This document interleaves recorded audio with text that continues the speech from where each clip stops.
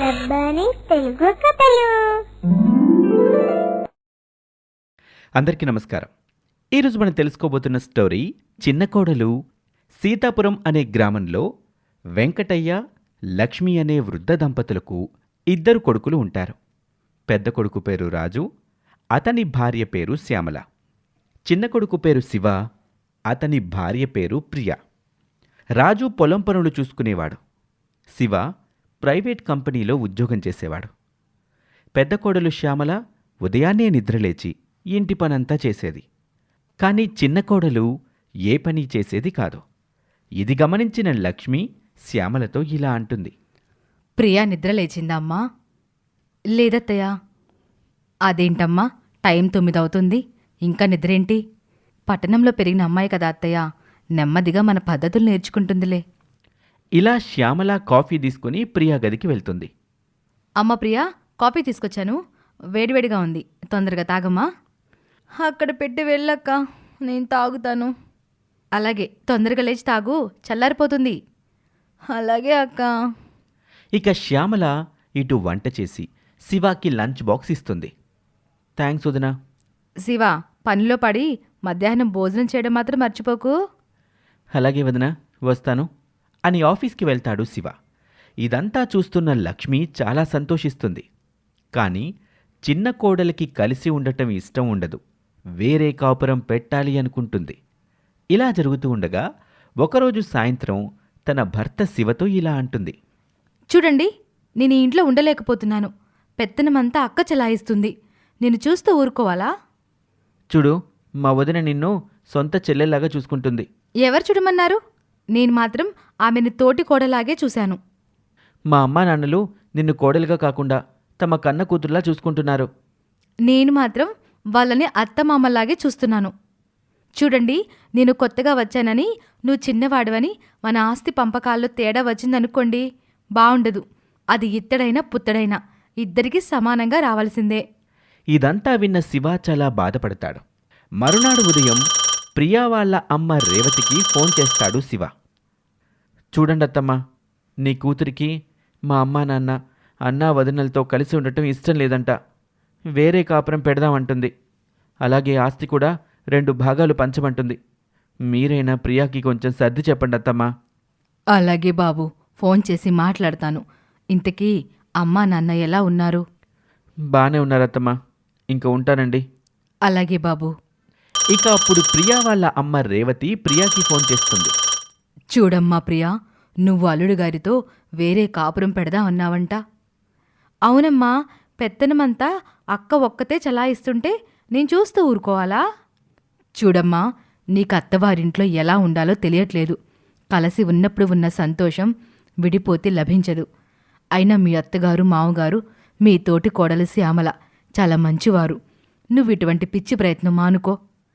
లేదమ్మా, నాకు ఇక్కడ స్వతంత్రం లేదు. అందుకే నేను వేరే కాపురం పెడదాం అనుకుంటున్నాను.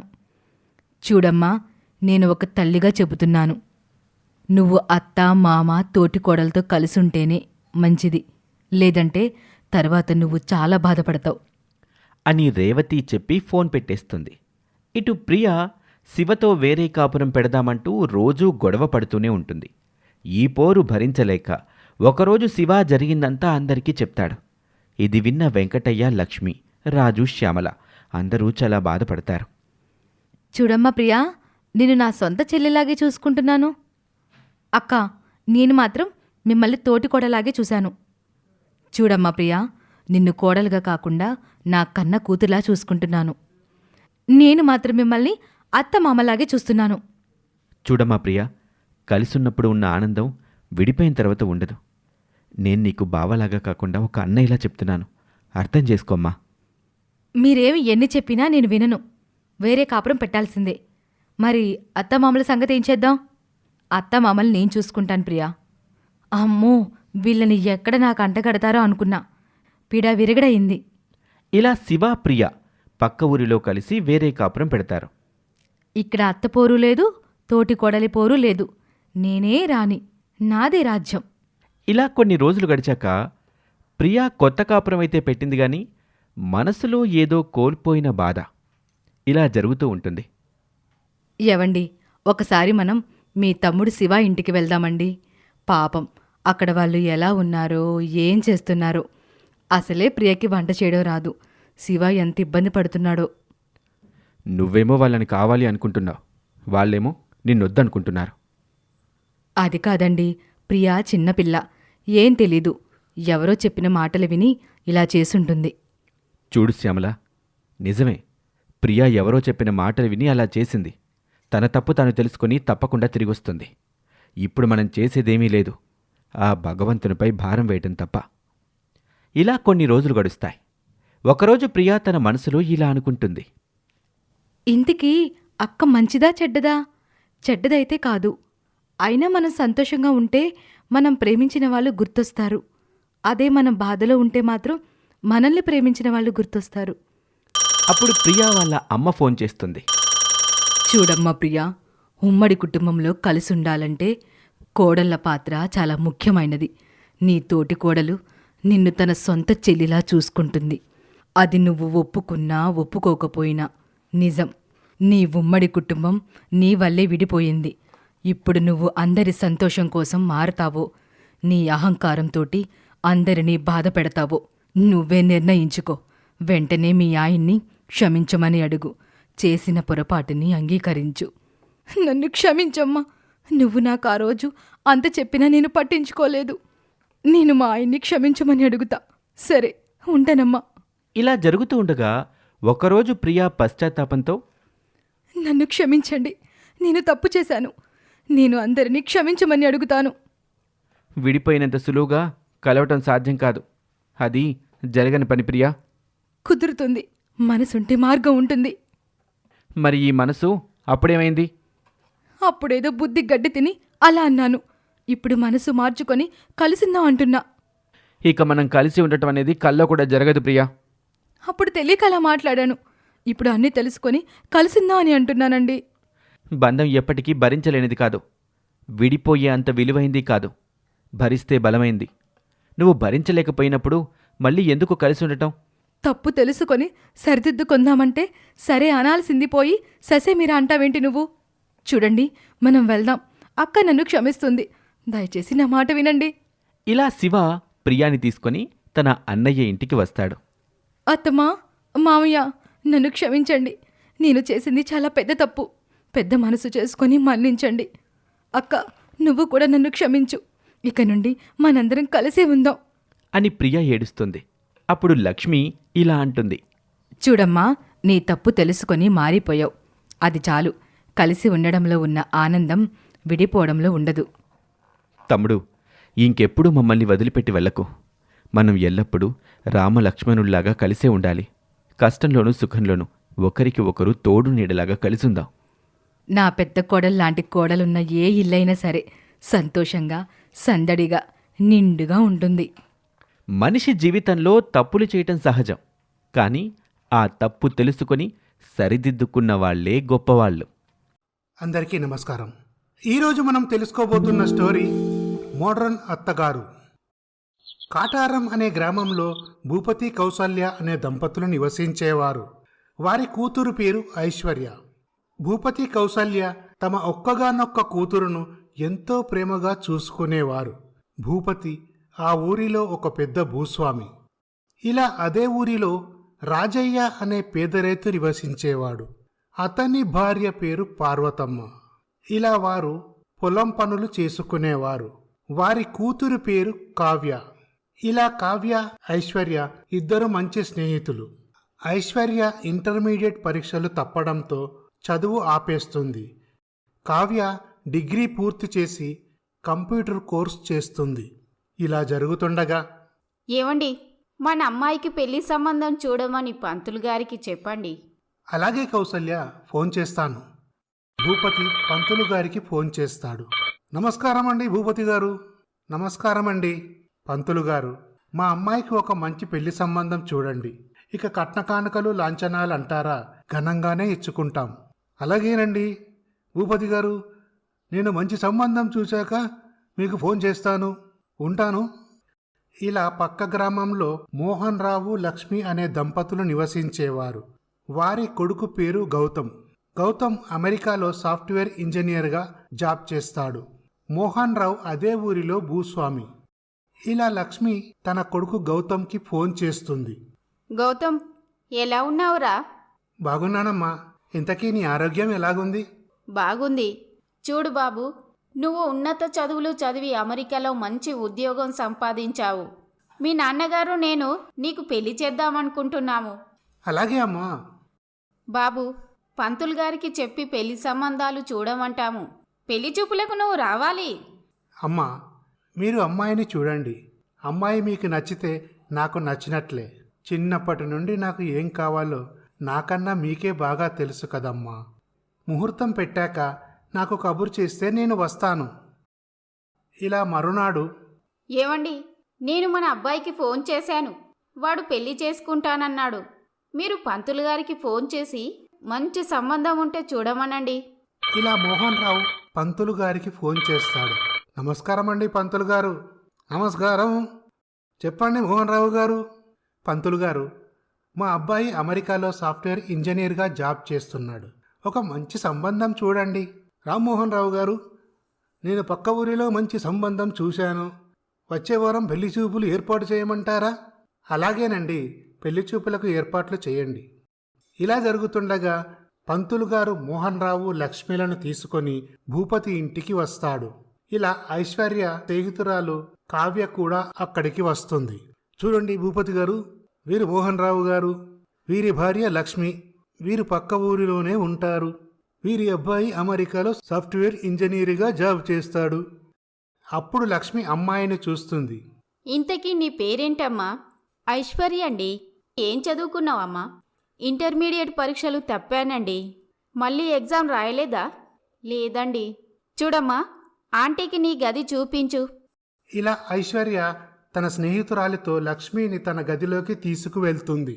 అప్పుడు లక్ష్మి గదిని చూస్తుంది. నీ పేరేంటి? నా పేరు కావ్య అండి. మీరెక్కడ ఉంటారు? పక్క వీధిలో ఉంటామండి. ఆంటీ, మీరు చాలా అందంగా ఉన్నారు. నాకు తెలిసి మీరు సమతుల ఆహారం తీసుకుంటారనుకుంటా.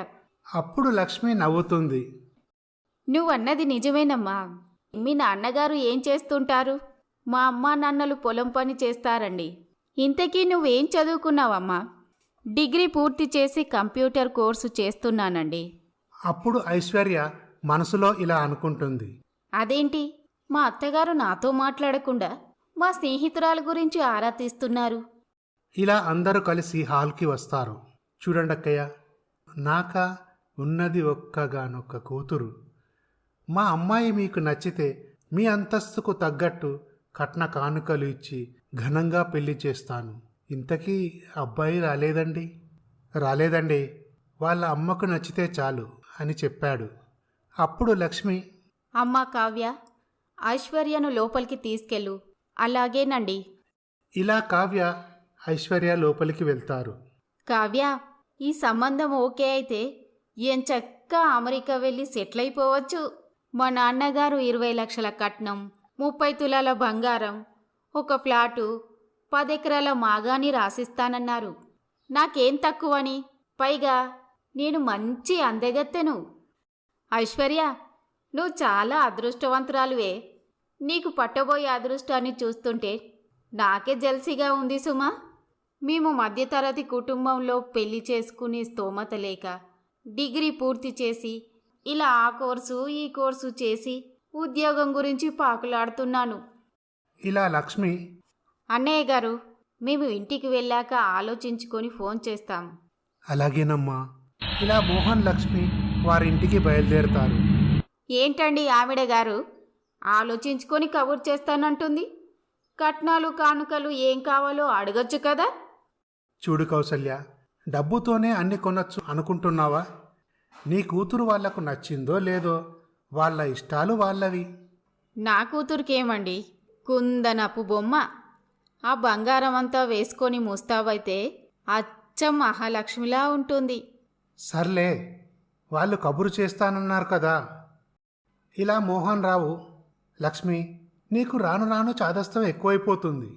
అమ్మాయి చెల్లాకిగా అందంగా ఉంది కదా, మనం అడక్కపోయినా కట్నం కూడా బాగానే ఇస్తానన్నారు. ఎందుకని ఆలోచించుకొని కబురు చేస్తానన్నావు? అమ్మాయి అందంగా ఉంటే సరిపోదండి. అమ్మాయికి చదువు సంస్కారంతో పాటు తెలివితేటలు కూడా ఉండాలి. ఇలా మరునాడు లక్ష్మి తన భర్త మోహన్ రావును తీసుకొని కావ్య ఇంటికి వెళ్తుంది. అప్పుడు కావ్య వాళ్ళని చూసి ఆంటీ, అంకుల్ రండి. అంటూ ఆహ్వానిస్తుంది.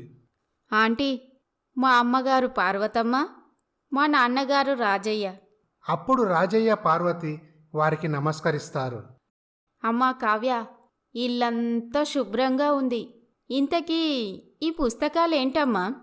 మా అమ్మాయికి పుస్తకాలు చదవడం అంటే చాలా ఇష్టమండి. తనకు నచ్చిన పుస్తకాన్ని చదివిన తర్వాత అలా జాగ్రత్త పరుస్తుంది. ఇలా ఇల్లే ఒక లైబ్రరీగా తయారు చేసింది. చూశారుగా? అవునండి, ఇది మంచి అలవాటే కదా. వదిన గారు, మీ అమ్మాయిని మా ఇంటి కోడలుగా చేసుకుందామని వచ్చాను. అమ్మా, మా అమ్మాయికి మేము ఇప్పుడే పెళ్లి చేసే ఉద్దేశం లేదండి. అయినా మీ అంతస్తుకు మేము సరిపోము. కనీసం కట్నాలు కానుకలు కూడా ఇచ్చుకోలేము. అన్నయ్య గారు, మీ అమ్మాయి మాకు నచ్చింది. కట్న కానుకలు ఏమీ అవసరం లేదు. పెళ్లి ఖర్చు కూడా మేమే భరిస్తాము. ఈ మాటలు విన్న రాజయ్య పార్వతమ్మ చాలా సంతోషిస్తారు. అమ్మ కావ్య, నీ ఫోటోలు వివరాలు నాకు పంపించు. మా అబ్బాయికి పంపిస్తాను. అలాగేనండి. అప్పుడు కావ్య సిగ్గుతో, ఆంటీ. ఏంటమ్మా? చెప్పు, పర్లేదు. ఆంటీ, మీ అబ్బాయిని ఎలాగో చూడలేదు. కనీసం మీ అబ్బాయి ఫోటోనైనా నాకు చూపించరు? అలాగేనమ్మా అంటూ గౌతమ్ ఫోటో కావ్యకు ఇస్తుంది. ఐశ్వర్యకేం తక్కువైందని ఆంటీ నన్ను కోడలుగా చేసుకుంటుంది అని అనుకుంటుంది. ఇలా జరుగుతుండగా లక్ష్మి, కావ్య కంటే ఐశ్వర్య అందంగా ఉంది. పైగా వీరు కట్న కానుకలు కూడా ఇవ్వడం లేదు కదా. ఐశ్వర్య అంత అందంగా లేకున్నా కావ్య అందంగానే ఉంది కదండి. ఇక డబ్బంటారా? మన అబ్బాయి బాగానే సంపాదిస్తున్నాడు కదా, మనకు చాలదా? కేవలం డబ్బే ముఖ్యం కాదండి. కావ్యలో తెలివితేటలు, ఆ పుస్తకాలు చూస్తేనే ఆ అమ్మాయి అభిరుచులు ఎలాంటివో అర్థమవుతున్నాయి. ప్రతి చిన్న విషయంపై అవగాహన ఉంది. అది చాలు. ఇక ఐశ్వర్యకి ఒక లక్ష్యం అంటూ ఏమీ లేదు, ఒక మేకప్ తప్ప. అలాంటి బద్ధకస్తురాలు మన అబ్బాయికి సరిపోదు. అవును లక్ష్మి, నువ్వు చెప్పింది నిజమే. మారుతున్న కాలానికి అనుగుణంగా మనము మారాలి. ఇలా ఐశ్వర్య, ఆంటీ నన్ను కాదని కావ్యని ఇష్టపడుతుంది. నేను అందంగా ఉన్నాను, పైగా ధనవంతురాల్ని. నన్ను కాదని ఆంటీ కావ్యను ఎందుకు ఇష్టపడుతుందో తెలుసుకుందామని ఐశ్వర్య లక్ష్మి ఇంటికి వెళ్తుంది. ఏంటమ్మా ఐశ్వర్య, ఇలా వచ్చావు? అంతా కులాసయేనా? అంతా బాగున్నారండి. ఆంటీ, ఇలా రావడం తప్పని తెలిసినా వచ్చాను. పర్వాలేదు, చెప్పమ్మా. ఆంటీ, పెళ్లి సంబంధం విషయంలో మీరు కబురు చేస్తానన్నారు, కానీ ఇంకా ఏ విషయం చెప్పలేదు. నేను మీ అబ్బాయిని పెళ్లి చేసుకోమని బ్రతిమిలాడడానికి రాలేదు, కానీ నేను మీకు ఎందుకు నచ్చలేదో తెలుసుకుందామని వచ్చాను. ఐశ్వర్య, ఇలా నిర్భయంగా ముక్కుసూటిగా అడగడం నాకు చాలా నచ్చింది. అయితే నేను చెప్పేది జాగ్రత్తగా విను. అలాగేనండి. చూడు ఐశ్వర్య, ఇప్పుడు పరిస్థితులన్నీ చాలా మారిపోయాయి. నా ఉద్దేశంలో ప్రతి మనిషికి తనకంటూ ఒక కెరియర్ని ఎంచుకోవాలి. తన ఆలోచనలకు తగ్గట్టు బలమైన వ్యక్తిత్వాన్ని రూపొందించుకోవాలి. మనిషి సుఖపడటానికి డబ్బొక్కటే ముఖ్యం కాదు. అంతెందుకమ్మా, నా విషయమే చూడు. నేను ఇంటర్ చదివే రోజుల్లో నన్ను అంకుల్కిచ్చి పెళ్లి చేశారు. అందువల్ల నా చదువు మధ్యలోనే ఆపేశాను. మాకు అబ్బాయి పుట్టాక వాడు స్కూల్కి వెళ్ళేటప్పుడు చదువు ఎంత అవసరమో నాకు తెలిసింది. పిల్లల్ని మంచి విద్యావంతులుగా తీర్చిదిద్దాలంటే తల్లిదండ్రులు కూడా మంచి విద్యావంతులై ఉండాలని అనుకున్నాను. అప్పుడు నేను ప్రైవేటుగా డిగ్రీ పూర్తి చేశాను. మా అబ్బాయి ఇంటర్మీడియట్ చదివేటప్పుడు నేను స్పోకెన్ ఇంగ్లీష్ కోర్స్ తీసుకున్నాను. ఆంటీ, మీరు ఇంగ్లీష్ కోర్సు నేర్చుకునే అవసరం ఎందుకొచ్చింది? ఎందుకంటే మా అబ్బాయి త్వరలోనే అమెరికా వెళ్తాడు కదా. మేము ఎప్పుడైనా అమెరికా వెళ్తే ఇబ్బంది పడాల్సి వస్తుందని ఇంగ్లీష్ నేర్చుకున్నాను. ఇప్పుడు నేను కంప్యూటర్ కూడా నేర్చుకుంటున్నాను. ఇంటర్నెట్లో అన్ని విషయాలు తెలుసుకోవడానికి ఉపయోగపడుతుందని. ఒకప్పుడు విద్య లేనివాడు వింత పశువు అనేవారు. కానీ నేడు కంప్యూటర్ తెలియని వాడే కంట్రీ బ్రూట్ అన్నట్లుగా మారింది. మారుతున్న కాలంతో మనము మారాలి. ఐశ్వర్య, ఇలాంటి వాతావరణంలో మా ఇంట్లో అవగాహన ఉన్న కోడలే రావాలని నా అభిప్రాయం. మీరు చెప్పింది నిజమేనండి. మా అమ్మా నాన్నలు మీలాగే చదువుకొని ఉంటే నన్ను వారి అభిరుచులకు తగ్గట్టు చదివించేవారు. క్షమించండి ఆంటీ, మీరు పల్లెటూరు వారు అని అనుకున్నాను అంటూ కన్నీళ్లు పెట్టుకుంటుంది. చూడమ్మా, అసలు నువ్వేంటో తెలుసుకో. అమెరికా సంబంధం అని నువ్వు సంబరపడిపోయావు. కనీసం పెళ్లి కొడుకు ఫోటో అయినా చూడాలని నీకు అనిపించలేదు. ఆకాశంలో కలలలో విహరించడం మానేసేయ్. వాస్తవాన్ని గ్రహించు. పుస్తక పఠనం మనసుకు వ్యాయామం వంటిది. కేవలం డిగ్రీలే చదవనక్కర్లేదు, కానీ విషయ పరిజ్ఞానం ఉండాలి.